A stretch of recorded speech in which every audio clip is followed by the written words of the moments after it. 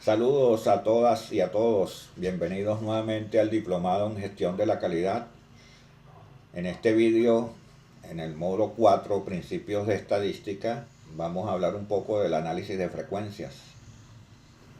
Bueno, supongamos que tenemos un conjunto de datos y ya hemos visto cómo tabularlos. Vamos a suponer este conjunto de datos, no sé, vamos a pensar que son notas de algún curso que no sea el diplomado, o hay unas notas muy bajas acá. Ok, si son notas, nosotros vimos que se pueden representar. Una forma es representarlo mediante una tabla.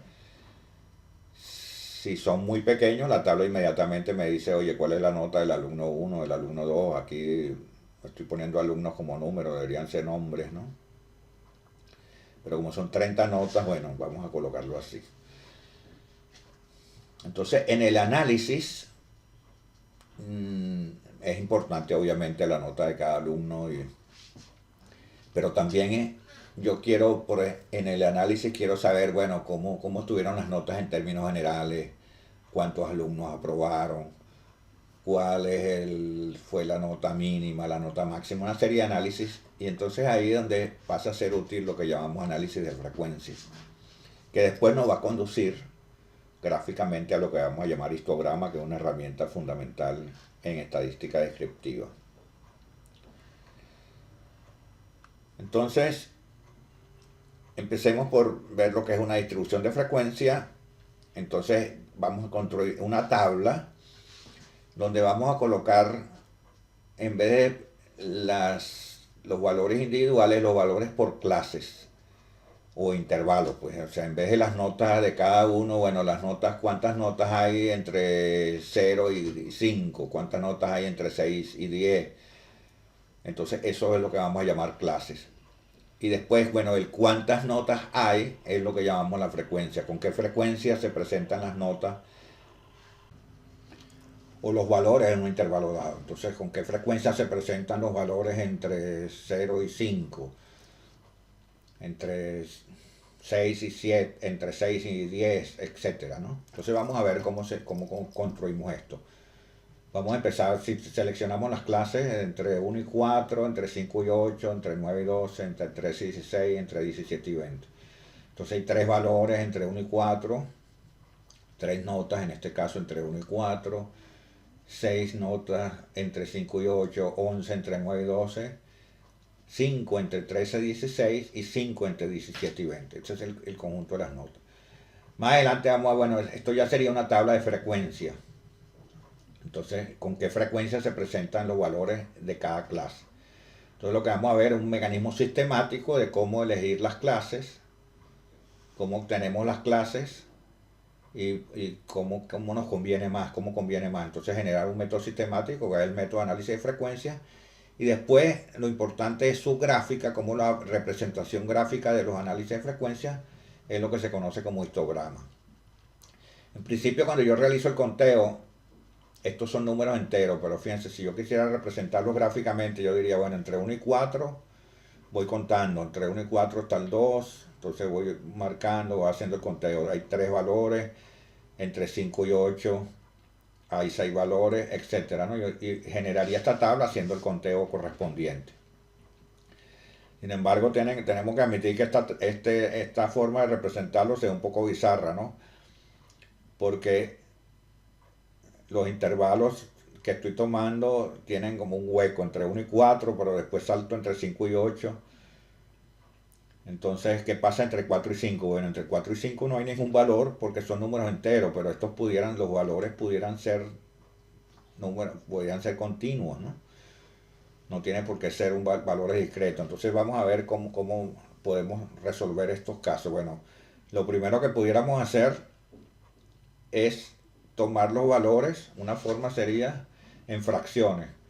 Entonces, en vez de entre 1 y 4, entre 0,5 y 4,5, seguirían habiendo los mismos tres valores, porque, claro, yo estoy tomando aquí decimales que no existen en el conjunto de datos. Entonces, entre 1 y 4 es lo mismo que entre 0,5 y 4,5. Pero ahora, bueno, vamos a ver que la representación yo lo podría representar, que eso es lo que nos va a interesar, con una línea continua ahora, ¿no? Y estos valores 3, 6, 11, 5, 5, si vamos atrás, 3, 6, 11, 5, 5 son los mismos que en esta nueva clase. Ahora las clases son continuas, de 0,5, 4,5 y de 4,5, 8,5. ¿Qué pasa si hubiera un valor 4,5? No sabría dónde colocarlo, si en la primera clase o en la segunda, pero yo sé que no existe un valor 4,5 porque las notas son enteros. Ahora, eso no siempre va a ocurrir. Entonces, otra forma de hacer esto, que en mi opinión es más elegante, es decidir, bueno, qué pasa con los extremos. Esta es la forma original que tenemos los datos y podemos decir, bueno, yo voy a tomar entre uno, si sale 4, lo tomo en la primera clase. Aunque digo que aquí es de 1 a 4 inclusive, y aquí de 4 no lo tomo, hasta 8 inclusive, desde 8 hasta 12 inclusive, etcétera, ¿no? Construyo la tabla así. Bueno, los que recuerdan sus cursos de matemática o son del área de técnica, saben que la representación de eso matemáticamente lo hacemos con corchetes y paréntesis, ¿no? Paréntesis implica que el 4 no está incluido, el paréntesis no incluye y el corchete incluye. Esto sería un intervalo abierto en 4, no incluyo el 4, cerrado en 8, incluyo el 8. Si hay un valor 8, que lo hay acá, este 8, lo voy a incluir en la segunda clase, cuando haga el conteo. Entonces, obviamente, la primera clase debo cerrar el 1, porque no tengo una clase anterior, entonces aquí sería cerrado, cerrado. Esa es una forma que podemos hacerlo, entonces ahí garantizamos que no repetimos, que no tenemos ambigüedad con los extremos, ¿no?, de la clase, los límites de clase. Y lo otro es que sería convencional, yo podría tomarlo al revés, podría tomar que los extremos de la izquierda son los que son cerrados, incluir aquí el 4 y no incluir el 8. Entonces sería algo como esto, cerrado en 4, abierto en 8. Fíjense que aquí 2, 4, 11, 7, 6 varía con respecto a 3, 6, 11, 5, 5. Entonces la tabla de frecuencia queda distinta, pero eso es una diferencia menor en el sentido si hay muchos datos. Si hay muchos datos es una diferencia menor. En el caso de la representación gráfica que vamos a ver, no hay ningún problema. Entonces no hay una convención. Los distintos softwares para calcular esto, unos toman cerrado el extremo derecho del intervalo y otros toman cerrado el extremo izquierdo, el inicio del intervalo. Bueno, entonces ahora vamos a ver, ya necesitamos un método sistemático para construir esta tabla de frecuencia. Entonces, si queremos una tabla de frecuencia, una distribución de frecuencia, aquí tenemos los pasos a seguir, ¿no? Igual lo vamos a ver con un ejemplo, pero si quieres paren el video y copien los pasos, ¿no? Bueno, primero decidir el número de clases a incluir, es importante saber el número de clases. El número de clases generalmente está entre 5 y 20. No hay una convención establecida para el número de... Vamos a ver algunos métodos. Normalmente la raíz cuadrada del número de datos. Si son muchos datos, se pierde la idea del análisis de frecuencia. Si son muy pocos, se pierde información. Entonces, entre 5 y 20 en general va bien. Se halla el ancho de clase de la siguiente forma. Determinas el rango de los datos, o sea, el valor máximo menos el valor mínimo, y después divides entre el número de clases que elegiste, ¿no? Y ese valor, que normalmente es una fracción, se redondea a un valor conveniente. Vamos a verlo como le dije con ejemplo. Después se encuentran los límites de clase. Se puede usar el mínimo de los datos como el valor inferior de la primera clase. Y para hallar los restantes, sume el ancho de clase a cada límite precedente. De seguida se encuentra el límite superior de la primera clase. Es importante que no se intersecten las clases. Seguidamente encuentra los restantes límites superiores. Esto que no se intersecten las clases es lo que vimos en el ejemplo anterior, ¿no? Y bueno, se realizan los conteos. Entonces, bueno, esto simplemente es una guía. Vamos a verlo con ejemplos. Estos nuevos datos, ¿no? Este es el precio en dólares de equipos portátiles de GPS.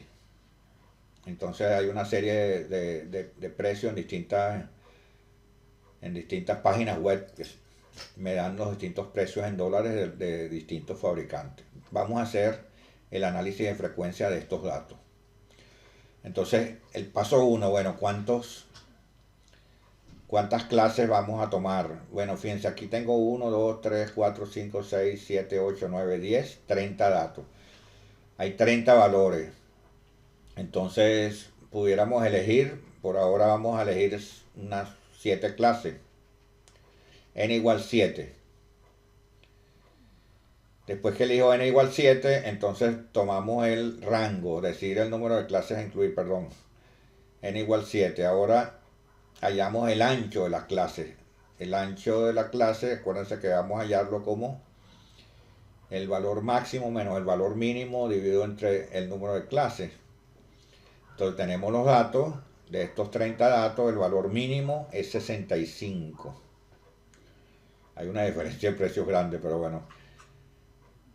Después, el valor máximo de este conjunto de datos es 340. Restamos y me da el rango. 275 es el rango. Como elegimos 7 clases, entonces el ancho de clase sería el rango 275 dividido entre 7. Eso da 39,3. Yo puedo tomar 39,3, pero es un número incómodo de trabajar. Entonces normalmente podemos redondear o a 39 o a 40. 40 es un número par, un número mucho más fácil de trabajar. Entonces vamos a tomar el ancho de clase como 40.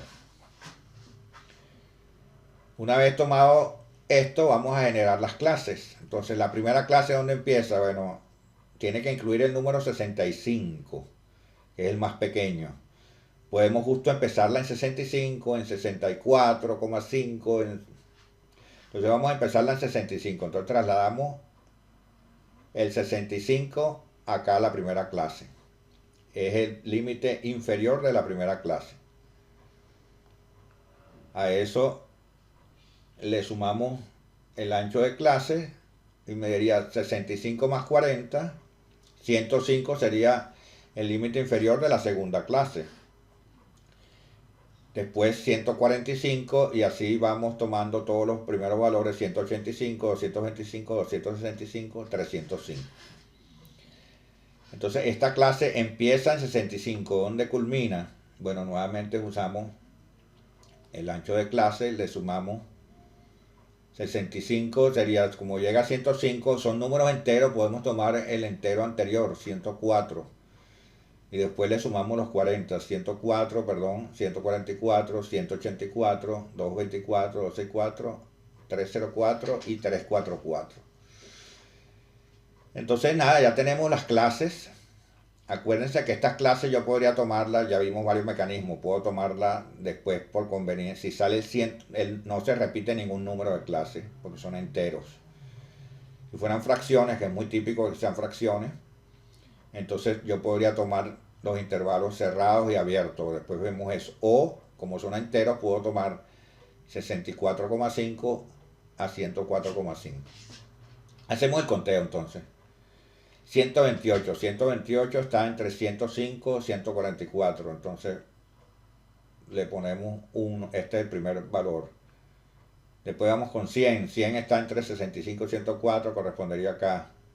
180 vendría por acá en la tercera clase.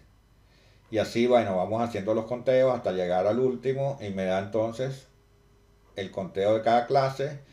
Lo transformo en número numérico, entonces serían 6, 9, 6, 4, 2, 1, 1, 1, 2. Voilà, tenemos la tabla de frecuencias. Típicamente, valores importantes, esta tabla de que para anexar a la tabla de frecuencia tenemos hasta acá la tabla de frecuencia. Entonces la clase quedaría definida con un solo número, que es el punto medio. Podemos llamar el punto medio, calcular el punto medio de cada clase y generar una tabla. Otra forma importantísima es el valor, la frecuencia que vamos a llamar, esta sería la frecuencia absoluta. Podemos hallar la frecuencia relativa. La frecuencia relativa sería, bueno, teníamos 30 valores, entonces es dividir la frecuencia entre el número total de valores. 6 entre 30, 9 entre 30, etcétera. Esto me daría la fracción, fíjense, de valores. O sea, yo podría decir, si lo llevo a porcentaje, que también se puede presentar en porcentaje, que el 20% de los valores de los precios está entre 65 y 104, el 30% entre 105 y 144, etcétera, ¿no? La suma de todo esto, visto que está en porcentaje, me da 1 o 100%. Después otro valor importante es la frecuencia acumulada, que es los valores que se van acumulando. Entonces, entre 65 y 104 hay 6 valores, pero en el segundo sería entre 65 y 144, sería 6 más 9, 15. Después sería 15 más 6, 21, y así. Entonces, esto me puede indicar directamente que hay 25 valores entre 65 y 224, por ejemplo. Entonces, esos son datos importantes para los análisis. Entonces, tengo la frecuencia, los puntos medios, la frecuencia relativa y la frecuencia acumulada. Veamos otro ejemplo con más valores, más datos. Si tengo, estos son datos de espesores de chapa, o sea, tengo un tanque petrolero, qué sé yo, y por ultrasonido mido los espesores en distintos puntos del tanque. Entonces estoy los primeros 20 valores, después los siguientes 20, tengo 100 valores de espesores de chapa. Entonces, bueno, tengo la especificación, los valores deberían ser 21 más o menos, menos 2 milímetros. Esto para efecto de lo que estamos haciendo ahorita no tiene importancia. Y colectamos 100 muestras de espesor. Entonces vamos a hacer la distribución de frecuencias de estos valores. Fíjense que ahora son valores inclusive con 2 decimales. Estos valores están dados en milímetros. Entonces lo primero, recordamos, ubicamos el valor mínimo. El valor mínimo en este caso 17. Nos trasladamos para acá. Ahora vamos con el valor máximo. El valor máximo 24,11. Calculamos el rango, que es la diferencia de estos dos valores. 24,11 menos 17. Eso me da 7,11. Todo está en milímetros, entonces no estoy indicando las unidades, pero sé que todo está en milímetros. El ancho de clases entonces es 7,11 dividido entre el número de clases que yo quiero tomar. Yo voy a tomar en este caso 8. Entonces 7,11 entre 8 me da 0,89. 0,89, bueno, un número bastante incómodo de trabajar, podría aproximarlo a 1. Entonces voy a tomar el ancho de clase como 1 milímetro. Entonces, recuérdense que el menor valor era 17. Entonces, perfectamente yo puedo empezar en 16,5. Y eso me garantiza que están incluidos todos los valores. El valor más pequeño va a estar incluido. Como tomé el ancho de clase de 1, entonces tomo de 16,5 a 17,5, de 17,5 a 18,5, etc.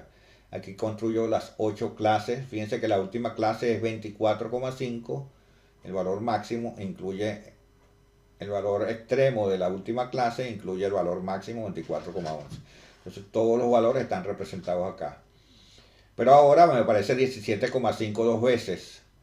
Bueno, entonces simplemente yo coloco el 17,5 si incluyo los límites de la derecha como intervalos cerrados y los de la izquierda como intervalos abiertos. Entonces si me aparece el 17,5 lo incluyo en la primera clase. Si me aparece el 20,5 lo incluyo en la cuarta clase, etc. Entonces se hace el conteo. Después podemos ver cómo se hace esto en Excel, ¿no? O sea, los softwares hacen estos análisis directamente. Pero la idea es, para poderlo entender, tenemos que ver cómo el software construye. El software lo construye con un clic, pero tenemos que tener idea de esos valores que significan, ¿no? Entonces, bueno, aquí ya, voilà, tenemos la tabla de frecuencia. Vamos a ver algunos datos de los softwares. Bueno, como les decía, la mayoría de los softwares estadísticos, incluyendo el Excel, el LibreOffice, el OpenOffice, el Minitab, que hemos hablado mucho de él, automáticamente crean esas tablas de frecuencia. Para para crear sus propios rangos existen algunas reglas, ¿no? O sea, el número de rangos normalmente dijimos que era entre 5 y 20, pero una regla inicial pudiéramos calcular la raíz cuadrada de las observaciones, o en estos softwares, obviamente que me permite a mí calcular, variar el número de clases. Entonces yo puedo variar las clases y ver cuál representación, digamos, es más conveniente. En Excel, el rango que estamos viendo, 17,4 y 17,8, implica que los valores son mayores de 17,4 y menores o iguales de 17,8. Fíjense que en OpenOffice es al revés. Implica que todos los valores son mayores o iguales de 17,4 y menores de 17,8. Como les decía, eso no genera mayor diferencia. O sea, genera diferencia, pero no tiene mayor relevancia. En Minitab, todos los valores son mayores o iguales de 17,4 y menores de 17,8. O sea, Minitab coincidiría con OpenOffice. Entonces el histograma, un histograma de frecuencias, o simplemente un histograma, es una gráfica de barras. Ya vimos cómo hacer las gráficas de barras, que representa esa distribución de frecuencias que vimos. O sea, construimos una gráfica de barras de esa tabla. ¿Qué datos hay? ¿Qué diferencia hay con una gráfica de barras? Bueno, que la escala horizontal debe ser siempre cuantitativa, debe ser numérica. La escala vertical es la de las frecuencias. Y importante esta diferencia con un gráfico de barras, que las barras consecutivas se deben tocar. O sea, en las gráficas de barras están separadas. En un histograma, esas barras se tocan. Entonces vamos a verlo con el primer ejemplo que vimos. Este es el ejemplo de los GPS, los precios de los GPS. Ya habíamos calculado esta tabla. Bueno, vamos a hallarlo, vamos a reducir esta tabla a la inicial, que era solo de la frecuencia. ¿Cómo construimos el histograma ahora? Bueno, en la escala horizontal, el eje de la abscisa, colocamos los precios, la escala numérica los precios, y en la de las ordenadas, la escala vertical, colocamos la frecuencia.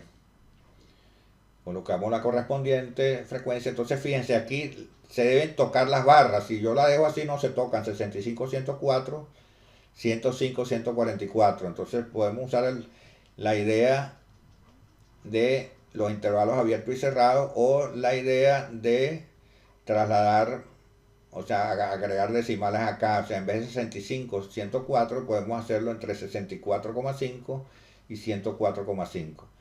Entonces la primera barra correspondería a 6 unidades. Entonces aquí estamos construyendo un gráfico de barras, tal cual como vimos en el gráfico de barras.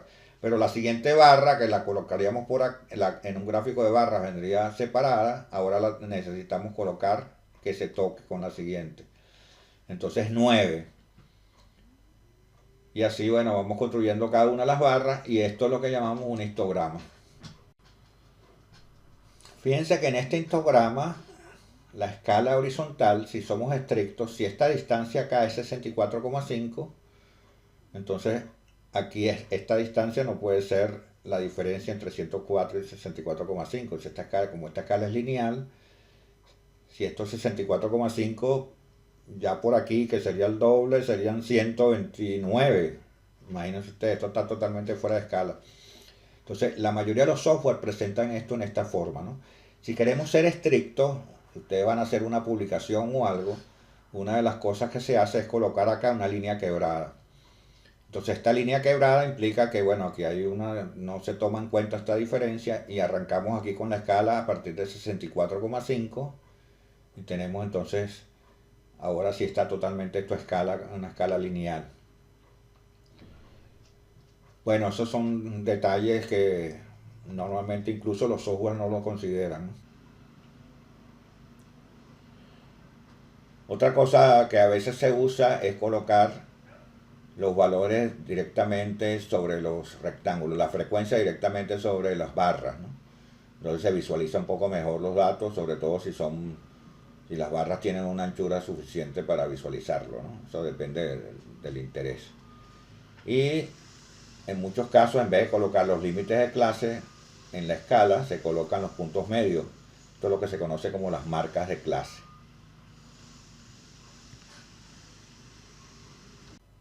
Bueno, aquí tenemos el histograma, que también hicimos la tabla de frecuencias de los espesores de chapa.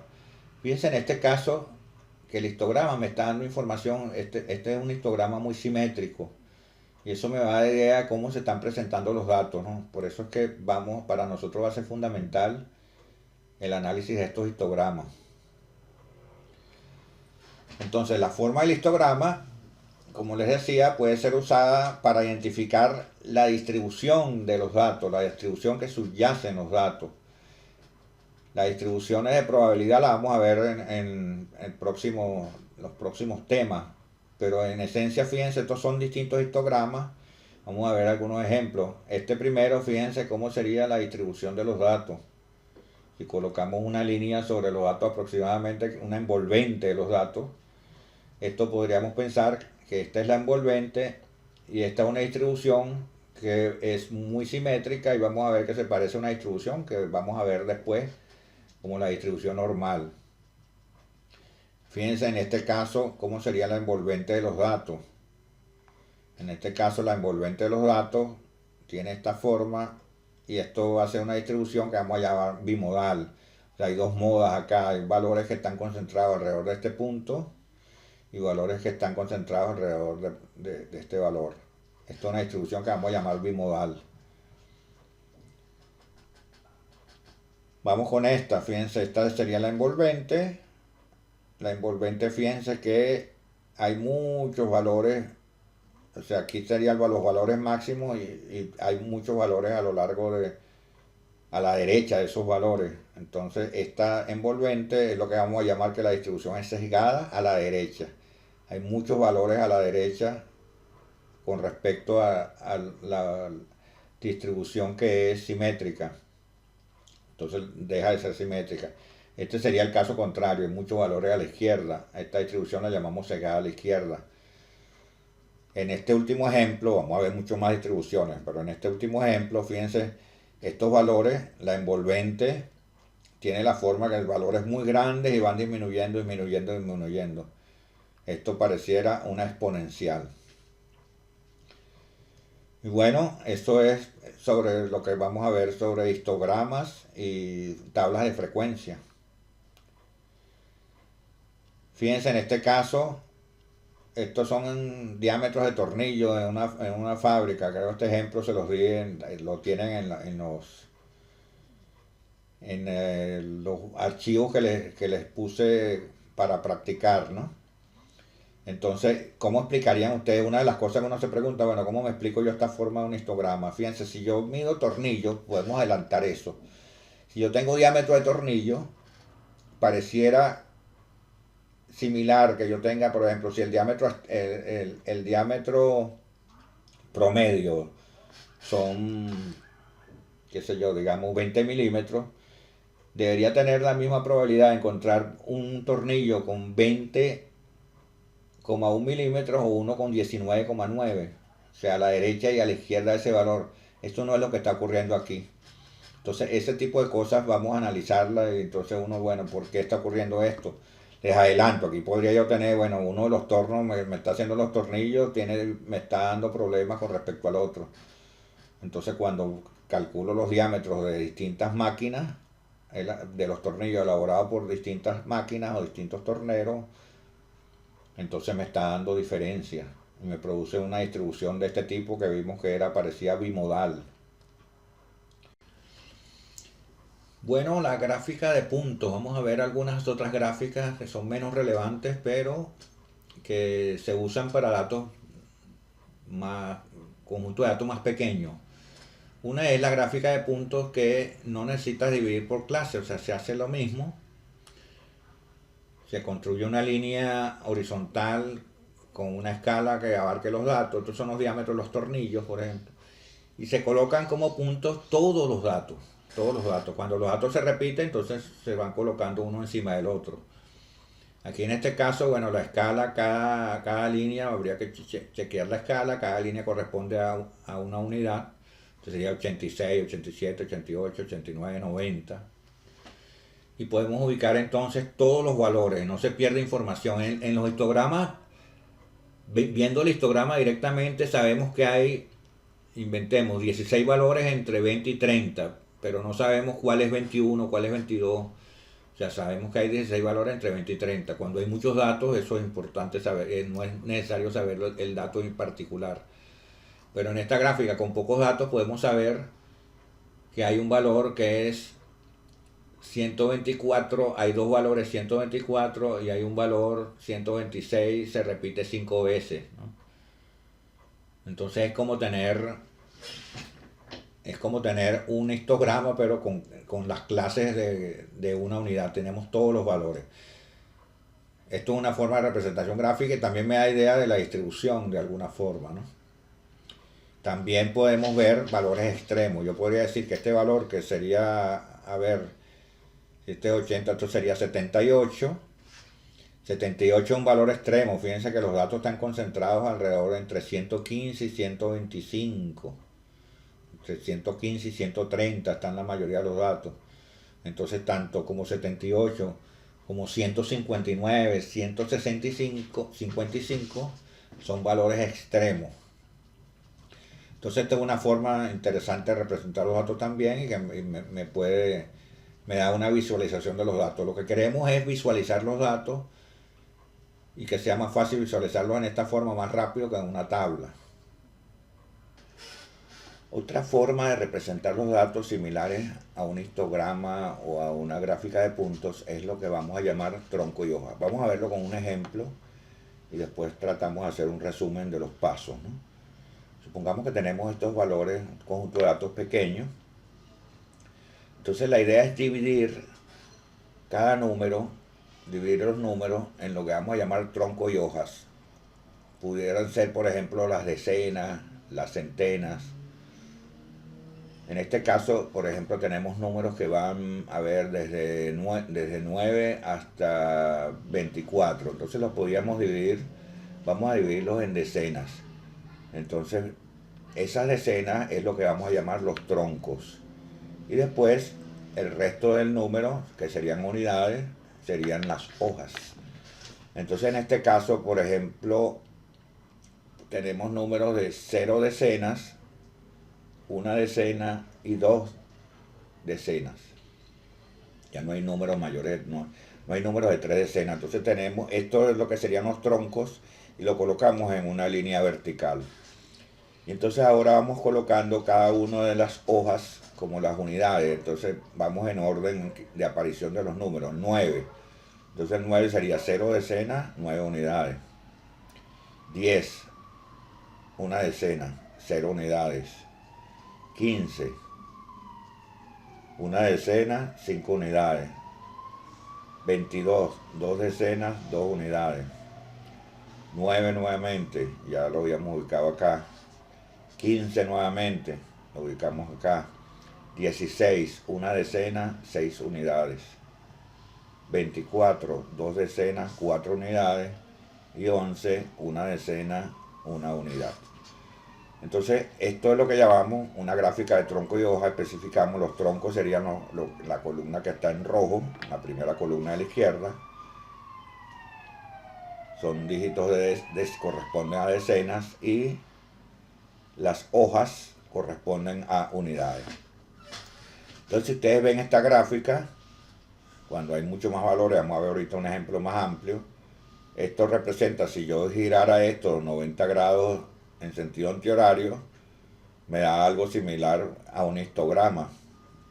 Me da una representación similar a un histograma o una gráfica de puntos, con la ventaja que conservo cada uno de los números. O sea, yo con esta gráfica, sin necesidad de ver el conjunto de números, yo tengo la información acá. Los software que hacen esto normalmente ordenan los números de manera creciente. O sea, cada 0, 5, 5, 6, 1 quedaría algo como 0, 1, 5, 5, 6. Ya estos están ordenados en forma creciente. Entonces los software lo hacen así. Cuando uno lo hace manual, normalmente los ordenan en la forma de aparición. Bueno, a manera de resumen, entonces fíjense, el paso 1 es seleccionar uno o más dígitos para los valores de los troncos. El resto de los dígitos se convierten en las hojas. Antes usamos decenas, pudiera ser parte entera si son números decimales, centenas. Pues liste los valores de troncos en una columna vertical, registra las hojas para cada observación e indica las unidades para el tronco y para las hojas. Un ejemplo con mayor número de valores, bueno, fíjense, aquí tenemos 80 valores, 80 datos. Nuevamente todos son enteros, son números que van desde el 76, que es el mínimo valor, hasta el 245, que es el máximo valor. Entonces en este caso vamos a hacerlo igual, vamos a tomar los dígitos como decenas y las hojas como las unidades. Entonces si hacemos el mismo procedimiento, tendríamos esta gráfica. Los números van de las decenas van desde 7 hasta 24 decenas. Y bueno, vamos ubicando los números uno a uno. Este, por ejemplo, por ubicar algunos, 105 correspondería a 10 decenas, 5 unidades. 221 serían 22 decenas, 1 unidad, etcétera, ¿no? Entonces quedaría, ubicando los 80 números, quedaría algo como esto. Vean que esta gráfica tiene características, nuevamente viéndolo en esta forma, pareciera un histograma, puede representar de alguna forma una especie de histograma girado 90 grados en sentido horario. Si giramos esto 90 grados en sentido antihorario, nos da una idea, nos da directamente la mayor frecuencia, unas clases de mayor frecuencia. Estas serían clases que van de 10 en 10. Entonces esta es la gráfica de tronco y hoja. Algunas de las ventajas de esta gráfica, bueno, perdón, en esta nueva lámina le estoy mostrando cómo en este caso es Minitab, este sería el nombre en inglés de tronco y hoja, representa los datos, estos mismos datos. Entonces los software automatizados, uno no tiene que hacer todo esto. Antes yo lo hice en esta gráfica, la hice con Excel. Estos son cuadritos Excel. Excel no tiene la forma de hacer esta gráfica, esto lo hice yo manualmente, ¿no?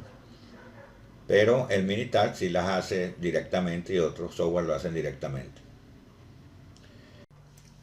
Bueno, a manera de resumen, vemos que una gráfica de tronco y hoja, bueno, identificamos valores típicos.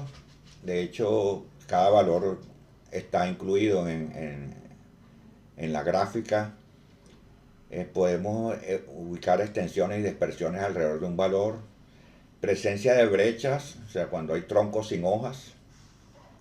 Extensiones de la simetría. Picos, números y posiciones de los picos. Y la presencia de valores extremos. Entonces una gráfica también bien útil cuando tenemos pocos datos, ¿no? Tal vez, bueno, por ejemplo, ahorita teníamos una gráfica con 80 datos, va bien 80, 100 datos. Y bueno, gracias por su atención y nos vemos en el próximo vídeo.